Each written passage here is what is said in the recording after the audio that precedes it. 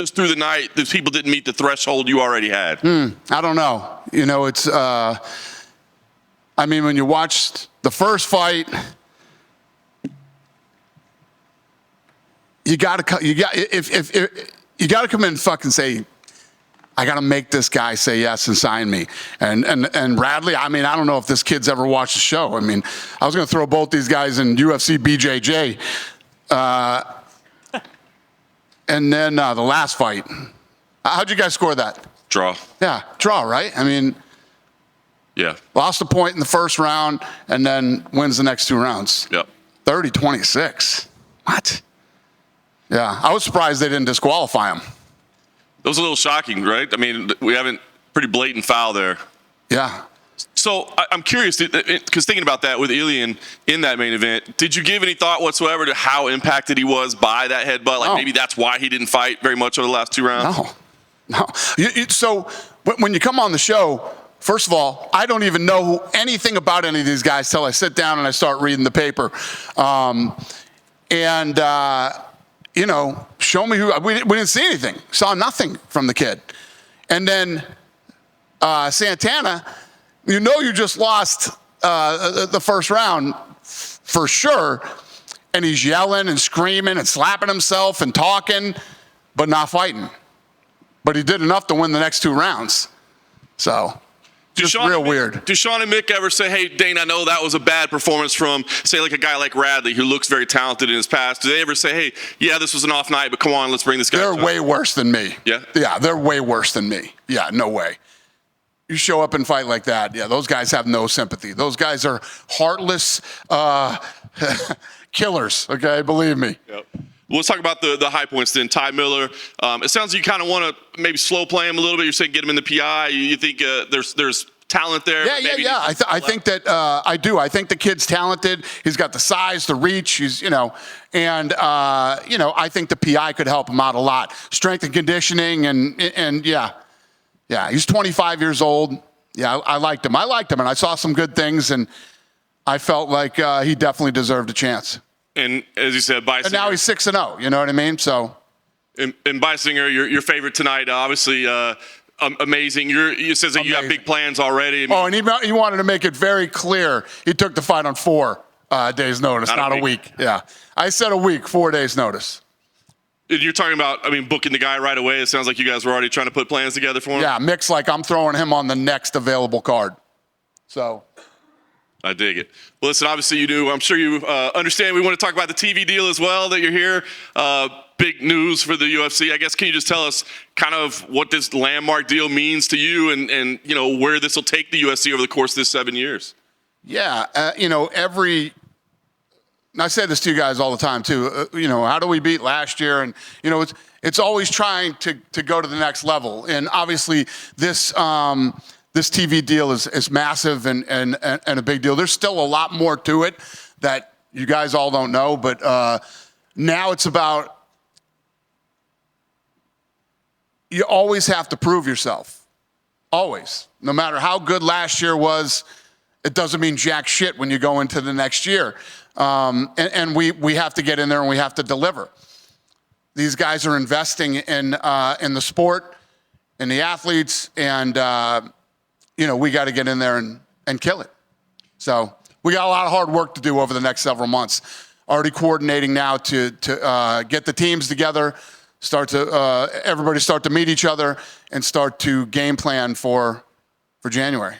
The decision to largely shy away from pay-per-view, I know you said it may still be on the table, but stay over. How difficult of a decision was that to make? It's not that it's on the table. The whole thing started going out. Pay-per-view's dead. Pay-per-view's not dead. We're on pay-per-view on Saturday. And the pay-per-view business is still very much alive and well. But we were talking about potential pay-per-view with other streaming partners that we were talking to in the deal, but just not in this one. And who knows what could happen? The beautiful thing about this business is every year something happens that I don't see coming. A fight that you never thought would happen, or who knows? Now, we're doing boxing and we're doing MMA. Who knows what could happen? And anything could be a pay-per-view. Something could be a pay-per-view still. Does this require like massive restructuring of like fighter pay? I mean, they used to be pay-per-view partners with you, right? Now what's the carrot or the encouragement to be the superstar? It's not massive restructuring. We got a bunch of smart kids over there that work in the accounting department to figure out how to make all this stuff work. But it's so good for the fighters. And what I loved about being with one company that made such a big investment in us is they're all in with us. So the fighters are going to get tons of promotion, built by all these different unbelievable networks that these guys own. And, these are aggressive, smart guys that are going to build a big media company. Yeah. Do you know what the cards are going to look like? I mean, now that you no longer have to sell a pay-per-view, does that mean you don't necessarily have to stack the numbered events so deep and you spread the roster a little bit? That's not the way I think. That's not the way I think. We're going to go in to this Paramount deal, guns a-blazing, and no, that's not the way I think. I don't go, let's water this shit down now. We don't have to, exact opposite. Nice. Last one for me. I did want to ask, I know we don't know where Contender Series lands yet, but you had talked when you were talking with other partners that they want twice as many Contender Series. Is that still something that you're talking about, or with this, does that change things? Yeah, everybody loves the Contender Series, so we're still working on it. We got to figure it out. There's still a lot of moving pieces and parts to this deal. Dana, going back to tonight, when you have guys like Santana shouting and screaming, and then Yuri doing the Max Holloway point down, but then going for a takedown, basically goofy shit. When you see people do stuff like that, does that work against them? Do you take that into account and think these guys are behaving stupid? Look at Kevin Holland. I didn't sign Kevin Holland, right? And then, I can't remember, a fight fell out, and we were in the matchmaking room, and I said, call Big Mouth and see if he'll take the fight. He took the fight, and the rest is history. I mean, he's one of the most beloved guys in the UFC, and he has made a shitload of money. A shitload of money. Me and Hunter were at the last Kevin Holland fight, and I said, look up how much money Kevin Holland's made. Kevin Holland has done very well, and I didn't pick him in the Contender that night, and the way that whole thing played out, it's awesome. Going back to a pay-per-view, it's a very rare thing in this day and age for things to get cheaper for fans, right? And now the UFC is going to be cheaper for UFC fans. How much was the rising costs of pay-per-view a factor in your decision to maybe move away from that model? So whatever happens with our partner, when we go in and we do a new deal, we were with Spike TV, then we went with Fox, ESPN, and now Paramount. All of these guys have different objectives and goals, that they want to do with their property over the next several years. Whatever it is, we are aligned, and we get in, we roll up our sleeves, and we do what needs to be done. If it was going to be pay-per-view, it was going to be pay-per-view. If it was going to be subscription. With the model that you have now with Paramount, does that mean we can do numbered events in other countries prime time locally? So, for example, the Manchester event, could you now do that at prime time in the UK? All that stuff still needs to be worked out. Okay. And then the fighter pay stuff, obviously that's going to go up and the fighters are going to get money. Do you guys look at that as a case-by-case contractual basis with each fighter? Or what's the question? I'm getting there. Do you look at it case-by-case with each fighter, or do you go, right, we're going to What was the first part of the question? Fighter pay. Fighter pay, yeah. So do you look at it as like case-by-case on each fighter, or do you go, right, we're just going to up the base pay and maybe up the bonuses? How do you sort of figure out the fighter pay rising? Yeah. Listen, I'm not going to have any comments on that yet because we still got to get together and figure this stuff out. It's August. We have till January to figure all that stuff. But, the low-hanging fruit that's easy to answer, bonuses are obviously going up. So, that'll be big. And just forget about the tide rising with all the other fighters. I mean, just the number that the bonuses bring to a fighter is, That's what, millions of dollars. Yeah. And obviously, you don't know who's on the card or anything like that, but this January event, let's say you get a title fight, a big fight. What's the ceiling for a massive title fight on CBS with the sport as it is now? How do you look at that event, and what do you think you can achieve being on CBS? Yeah, I think that, with the strategy that they have over at Paramount and what they're going to do with this company over the next, I go in 5-year increments. So over the next 5 years, there's a lot more to come. And like I said, these are really smart, aggressive guys, and those are the kind of guys that I love to be in business with. So over the next, we're planning right now, I was talking to them today, to get together in September and start getting all the teams together and start working on the game plan for January. Dana, going on just on the Paramount and the numbers, for people that don't really know what that means, when we're talking about big tentpole events, how many viewers can we expect to be watching these big events? What you have to focus on is, I saw this thing on the internet yesterday that it said, this year or last year to be a UFC fan, it cost you, $1,030 to watch everything. Now it's like $115 or something. I mean, that's where the big difference is. The fact that you don't have to, and when you think about Paramount Plus, all the great programming they have, you pay your $12.99, you get all the UFC content plus movies and TV shows and all that. I don't know the answer to that question, but we're going to find out. Yeah, it seems like that's what Turkey and everybody was saying. With getting rid of the pay-per-view model, there's going to be a whole new audience that never had a chance to maybe even see the sport. Do you feel that now a lot of people, if that was ever a barrier, people having to pay to watch it, that barrier now is going away?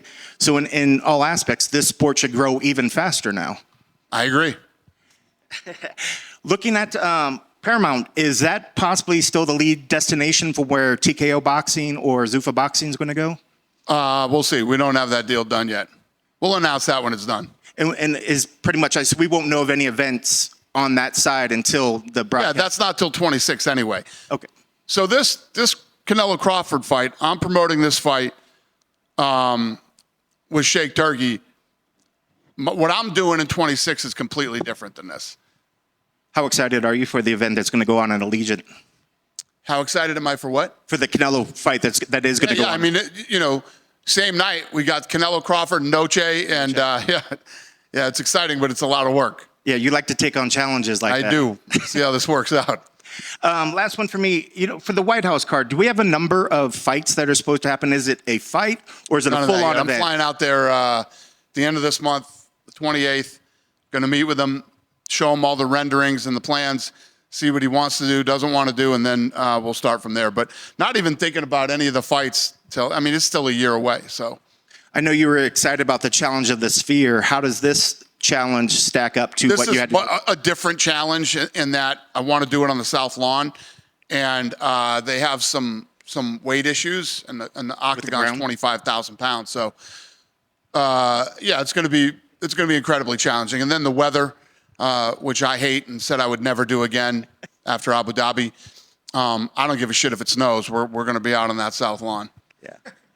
Thanks, Dana. All right. Dana, with MMA going back on CBS, are you looking to shatter that Kimbo Slice Elite card as well as the Cain Velasquez versus Dos Santos card on Fox? Are you still looking to shatter those numbers? I mean, we're going to do what we do, and we're going to get out and build the sport and build new stars and do what we always do. The numbers, with those numbers, I'm not even thinking about that right now. With those numbers, 6.1 million viewers and 8.8 peaking million viewers peaked. Like, are there fighters on the roster right now, excluding Conor McGregor, John Jones, that can bring that amount of eyeballs to CBS? Well, like he and I were just talking about, it's the Barrett entry isn't $80 anymore. It's $12.99. So yeah, I think that alone brings in more eyeballs.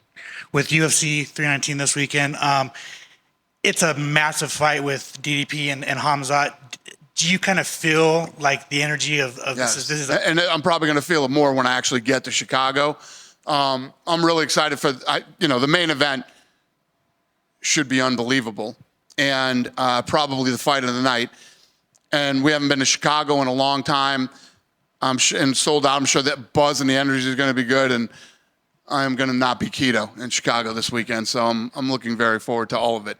And I obviously, I don't know if you're looking so much into looking forward and into the storylines, but with DDP possibly headlining a Africa card or Hamzat being champion, with Hamzat's inactivity, do you kind of look at that going forward if Hamzat were to beat DDP, of like maybe he won't fight as much as you would like him to?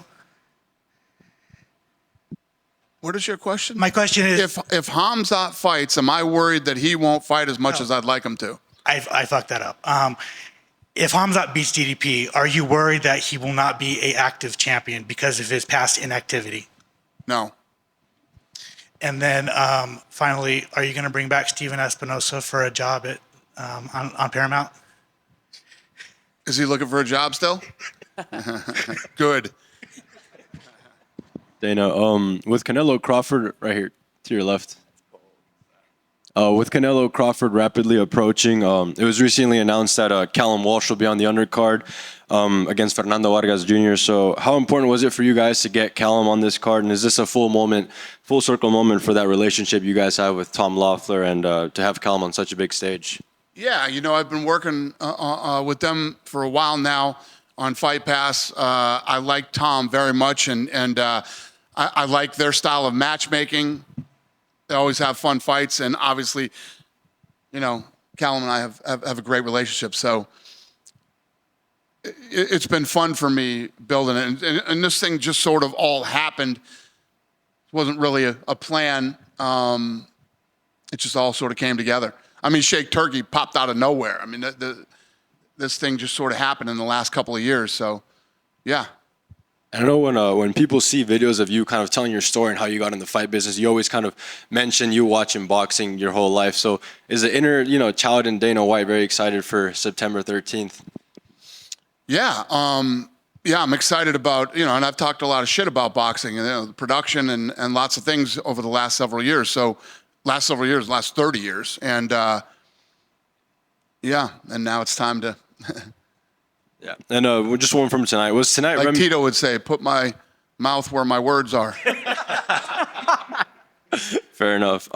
Just one from tonight. Was tonight reminiscent of the B. Joe Pyfer episode you had a while back?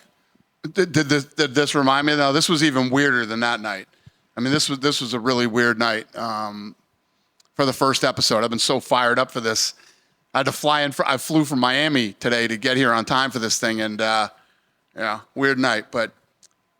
Thank God for the kid whose name I can't pronounce. Dana. We're going to have to change his name. Be the first thing we have to do. Jimmy. Your speech when you were saying about who is going to get the contract or not, do you believe the way you talk to the fighters are going to help to set the tone to the next episode so the fighters are going to perform the way the Contender Series want them to perform? Is that a question? Yes. Do you believe the way you talk to them? The way that I talk to them sets the tone for the next episode. Is that what you said? Yeah, it's going to. That is a statement, sir, not a question. Yes. If that's a question, my answer is yes. Okay. Have you seen that before in the past seasons? I remember one day, like the Fertitas were here. You didn't like the first episode, and then you had I think that was the Joe Pyfer episode, wasn't it? I don't recall. Me neither. It was?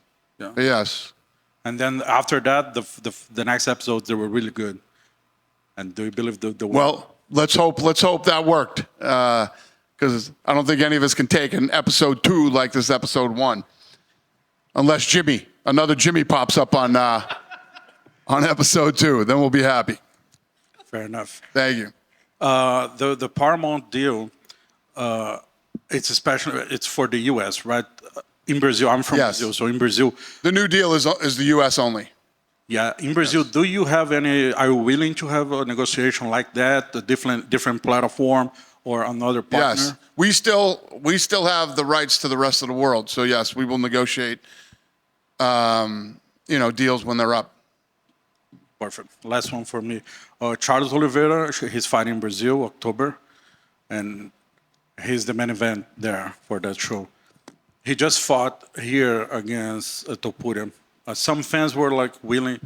They were kind of surprised that he was fighting that soon in Brazil, especially because it's a fight night, not a pay-per-view.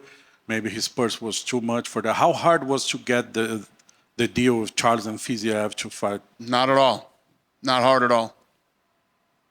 Even Fiziev, did you have any options on other fighters or Tons of Fiziev? options. Or Fiziev was the first one? Is he asking me if that was the first option and he took the fight? Yeah, we bounce a lot of things around, and that's where it ended up. I mean, if you're asking me who else he was offered, I mean, it doesn't matter. That's the fight that's happening. Okay. Yeah? Thank you. Dana, thank you for taking the time. They announced Miller and Hunter for September 11th. Obviously, we have Canelo for the 13th. Any word on what will take that September 12th spot as far as the boxing event? What's your question? Any word on that event? Nothing has been announced for September 12th. And do you have any leads on what might be? You know what, man? I've been, dealing with all this